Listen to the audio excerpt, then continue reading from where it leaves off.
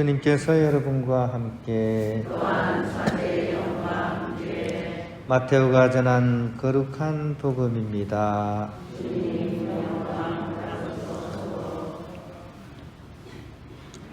다윗의 자손이시며 아브라함의 자손이신 예수 그리스도의 족보. 아브라함은 이삭을 낳고 이삭은 야곱을 낳았으며 야곱은 유다와 그 형제들을 낳았다. 유다는 타마르에게서 페레츠와 제라를 낳고 페레츠는 헤츠론을 낳았으며 헤츠론은 람을 낳았다. 람은 암미나답을 낳고 암미나답은 나흐손을 낳았으며 나흐손은 살몬을 낳았다. 살몬은 라합에게서 보아즈를 낳고 보아즈는 룻에게서 오벳을 낳았다. 오벳은 이사이를 낳고 이사이는 다윗 임금을 낳았다. 다윗은 우리아의 아내에게서 솔로몬을 낳고 솔로몬은 르하브암을 낳았으며 르하브암은 아비아를 낳고 아비아는 아삽을 낳았다. 아삽은 여호사밧을 낳고 여호사밧은 여호람을 낳았으며 여호람은 우지야를 낳았다. 우지야는 요탐을 낳고 요탐은 아하즈를 낳았으며 아하즈는 히즈키야를 낳았다. 히즈키야는 므낫세를 낳고 므낫세는 아몬을 낳았으며 아몬은 요시야를 낳았다.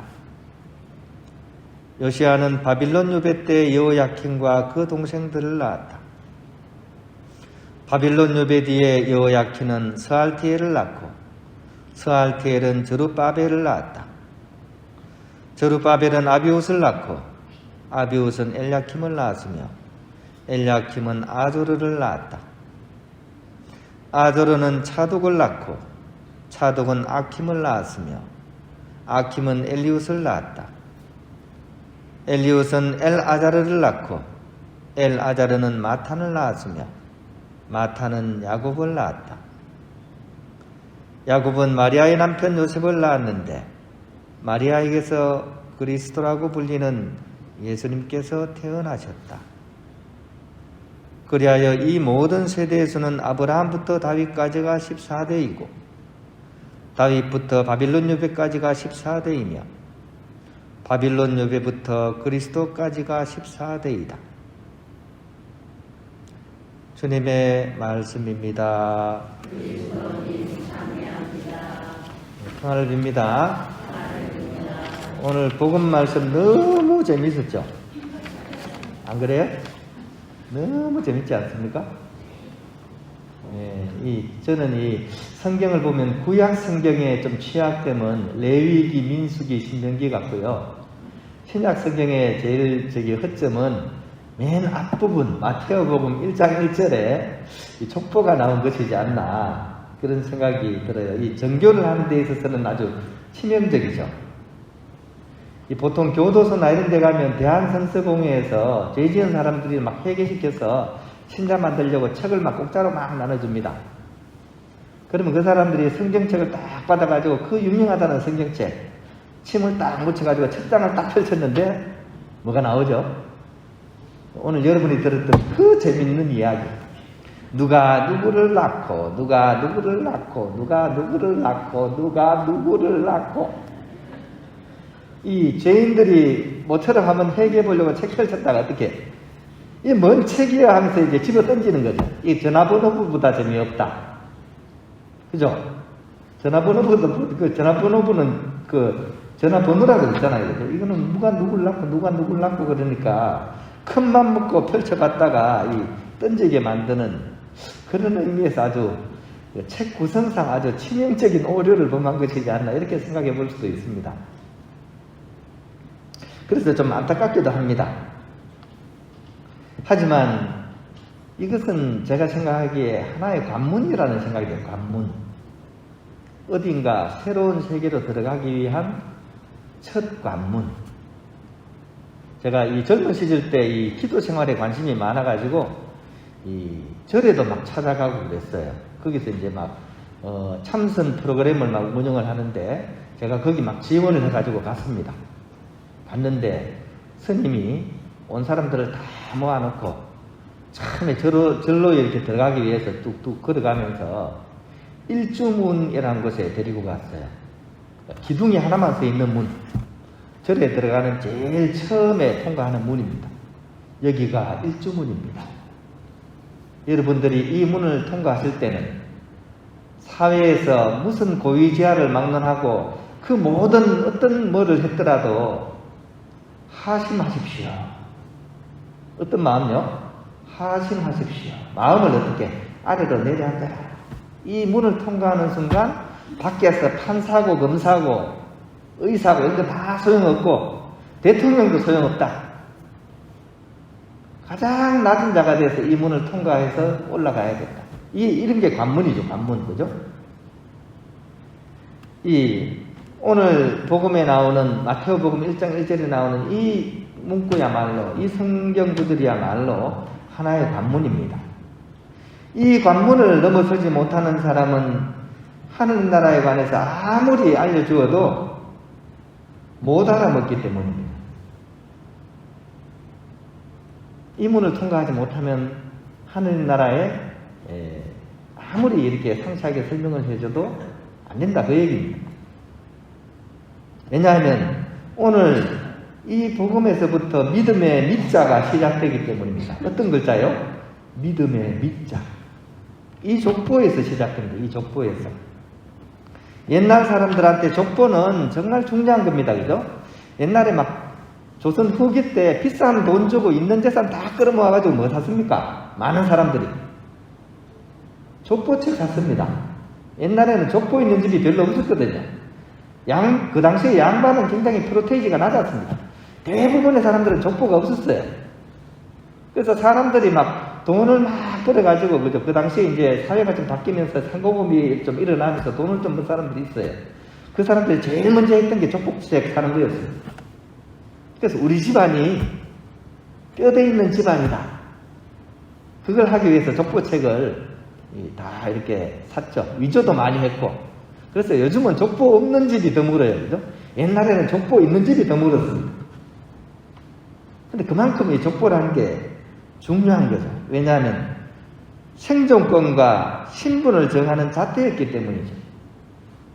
그래서 그 족보책 안에는 영광스러운 그런 조상님들의 흔적을 쭉 기록해 놓는 거죠. 혹시 그 조상님 중에 한 분이 면석이라도 했다 그러면 막 족보책에 막 올립니다. 자랑하기 위해서. 우리 집은 학생 부군신이 아닙니다. 이 얘기죠. 학생 부군신은 뭡니까? 아무런 관직은 안 하시고 공부만 하시다가 돌아가셨다. 이게 학생 부군신입니다. 그러니까 이 족보란 게 이제 자신들의 어떤 정체성이나 영광을 이렇게 자랑하기 위해서 또 그것을 통해서 나의 신원을 확인하기 위해서 족보를 만들었는데 오늘 이 예수님의 족보를 한번 보자고요. 낱낱이 한번 해부를 해보자고요. 여기서 왜 믿음의 밑자가 나오는지를 한번 찾아보자고요. 예수님의 족보는 읽어보면 이상해요. 이거는 돈 주고 산 게 아니야. 왜 그렇죠? 돈 주고 샀으면 매끄리한 내용이 나와야 되잖아. 좋은 내용이 들어와야 되잖아요. 우리 할아버지가 영의정 했습니다. 좌의정 했습니다. 좀 고쳐가지고, 그죠? 요즘 뭐 뉴스에 나오는 막 이렇게 이력을 고친 분 나와서 떠들썩하죠? 그것처럼 족보에는 기왕이면 좋은 걸 넣어야 되잖아요. 좋은 것은 드러내고 나쁜 것은 감추고 그래야 될 텐데 세상에 이 족보는 오점 투성입니다. 구세주의 족보인데 오점이 많습니다. 야곱도 그렇고, 그죠? 다윗도 그렇고, 그죠? 다말, 라합, 우리아의 아내 간통했고, 그죠? 하늘께 죄지었고 창녀였고 막 이런 사람들이 절비합니다. 그런데 이게 족보에 들어가 있다는 얘기죠. 이게 무슨 얘기인지를 우리가 알아들어야지 오늘 복음이 어떤 복음이라고요? 재밌는 복음이라는 얘기예요. 하느님의 족보에는 인간의 죄를 묻지 않는다는 내용이 들어가 있습니다.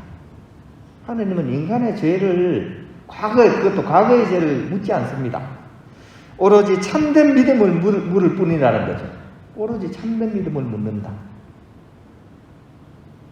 그리고 이 조건은 인간의 역사가 아니라 하느님의 역사라는 것이고, 또 그 맨 마지막에 바로 예수 그리스도가 나타나심으로 인해서 그 역사는 궁극적으로 구원의 역사로서 마무리된다. 이것이 중요하다는 거죠. 이것에 대한 믿음, 이 믿음에서부터 신앙이 이제 시작된다는 거죠. 이것에 대한 믿음이 있어야 됩니다. 여러분 믿깁니까? 이 사실이? 내가 죄가 그렇게 많고 어두운 과거가 있었는데도 불구하고 이 내 어두운 내 인생사에서 새로운 구원의 빛이 한 줄기에 도달했고, 그 빛을 통해서 우리는 하느님께로 가서 그분과 하나가 될 수 있다는 이 사실을 여러분 믿습니까? 믿으십니까? 그러니까 이 성경이 재미가 없는, 이 믿음이 없으면 이 성경이 재미가 없는 거예요. 이것을 읽어내야지 그 다음 장부터 구세사가 이제 시작이 되는 겁니다. 감옥의 죄수나 귀양살이 내 인생사는 사실 도찐개찐입니다. 큰 차이 없습니다. 못나고 죄스럽게 살아온 내 시간들이 바로 주님의 구원의 역사이고, 또 그것에 연결되어 있음을 깨닫고 바로 그 안에서 주님을 만나는 그런 우리가 될 수 있어야 됩니다. 그런 의미에서 나의 하루는 어떻게 보면 전화번호부하고 똑같죠. 오늘 성경 말씀하고 똑같죠. 별 재미없습니다. 지루하죠. 어제 오늘 뭐 지루하잖아요. 그죠? 재미도 없죠. 재미만 없는 게 아니라 힘든 일이 막 자꾸 쏟아지죠. 어제도 안 좋은 일, 오늘도 안 좋은 일. 이게 우리 인생사입니다. 하지만 이 안에 우리가 믿음이라는 그 두 글자를 가지고 뛰어들게 된다면 그때부터는 다른 이야기가 펼쳐진다는 것이죠. 이 믿음이란 두 글자를 가지고 우리 인생에 뛰어들게 될 때 우리는 거기서 구세사라는 것의 실마리를 발견하게 될 것이라는 거죠. 그 줄을 잡고서 이제 우리는 구원의 길로 나아가는 그런 여정을 새롭게 시작해야 된다. 오늘 복음 말씀 바로 그런 의미에서 여러분들이 다시 한번 읽어보고, 이제 내 인생의 역사는 꾸질꾸질했던 어두운 과거의 역사가 아니라 이제는 참된 진리신 주님을 만나는 그런 구원의 역사라는 사실을 기억하고 그 길을 향해서 다시 첫 발을 내디디는 그런 내 인생의 새로운 하루, 그런 하루가 될 수 있도록 이렇게 오늘 성경을 다시 한번 눈 닦고, 그죠? 마음을 맑게 해서 한번 읽어보시면 좋겠습니다.